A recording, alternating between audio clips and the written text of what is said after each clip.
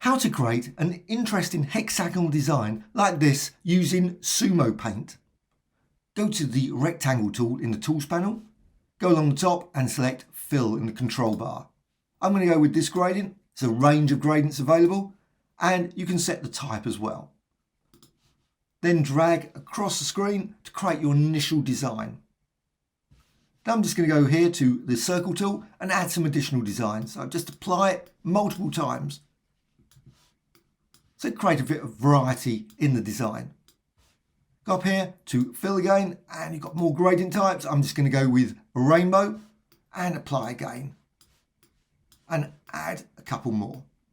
Once you've done that, what you can do, you can go to filters. You can go for blur and Gaussian blur. I'm going to go for 5 or 6, maybe 10 and click OK.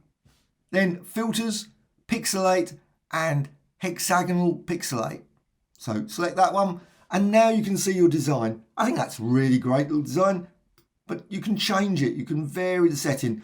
Maybe go for 50. Click OK. Now it's slightly coarse. You might look at it and think, oh, it's pixelated a bit. However, what you can do, go to filters again, blur, Gaussian blur, and apply another blur. Maybe this time 6 or 7, click OK. And of course, you can always go back to filters, pixelate, hexagonal pixelate, select that, and do it again to create even more amazing designs. Hope you found this tutorial of interest. Thank you much.